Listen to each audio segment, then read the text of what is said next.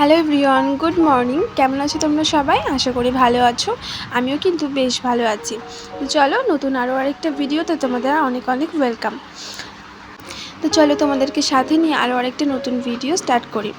একদম সকাল থেকে ভিডিওটা আজকে স্টার্ট করলাম, যেহেতু খুবই সকাল। পুকুন তো অবশ্যই ঘুমাবেই, তো পুকুন ঘুমাচ্ছে আর সেই সুযোগে আমি আমার বাসি কাজগুলো সেরে নিচ্ছি আর কি।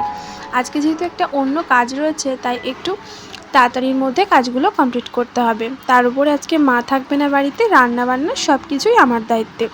তো বাসি কাজকর্ম সমস্ত কিছু কমপ্লিট করে নিজে আগে ফ্রেশ হয়ে নিলাম। তো তারপর চলে আসলাম রান্নাঘরে। পুকুনের জন্য খাবারটা রেডি করে রাখবো পুকুন ঘুম থেকে ওঠার আগেই, তাহলে খাবারটা ঠান্ডা হয়ে যাবে আর পুকুন উঠলে আর আমার খাওয়াতে সমস্যা হবে না বা দেরি হবে না। তো তারপর আবার নিজেদের জন্য রান্না বান্না করতে হবে। তো এই যে সবজিগুলো এখন কেটে নেব, সবজি কেটে তারপর রান্না বান্না করব। তো আজকে কোথায় যাব কি করব সেখানে গিয়ে সবটা তোমাদের সাথে শেয়ার করব। কেউ স্কিপ করো না, পুরো ভিডিওটা কিন্তু দেখো।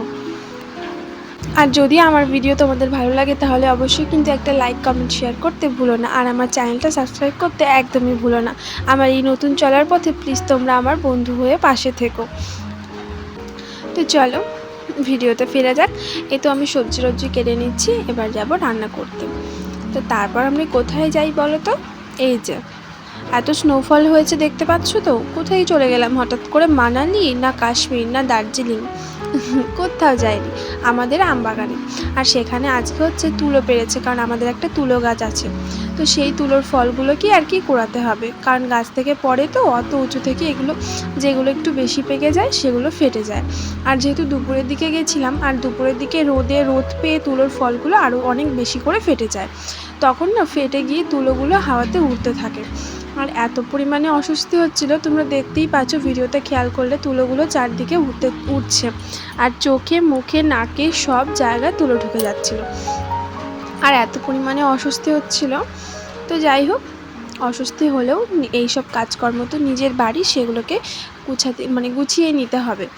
এগুলো তো ফেলে দেওয়ার জিনিস না, তো সেই জন্য আর কি। তো আমি, বুনু, বাবা সবাই মিলে চলে গেছিলাম আমাদের আমবাগানে। তো সেখানে গিয়ে আর একটা বুনুও গেছিলো, তো সেখানে গিয়ে এই কাজগুলো আর কি করে নিচ্ছিলাম। আমার কিন্তু এই সমস্ত কাজকর্ম করতে বেশ ভালোই লাগে, নতুন নতুন, কেননা আমার বাবার বাড়িতে না এইসব কোনো কাজকর্ম নেই। তো দেখো যে এই তুলোগুলো ফেটে চারিদিকে বেরিয়ে গেছে। তো তুলো গোছানো আমাদের সমস্ত কিছু কমপ্লিট। তার দেখো সারা শরীরে পুরো তুলোতে বোঝাই হয়ে গেছে। দেখো কি সুন্দর, অসাধারণ লাগছে না?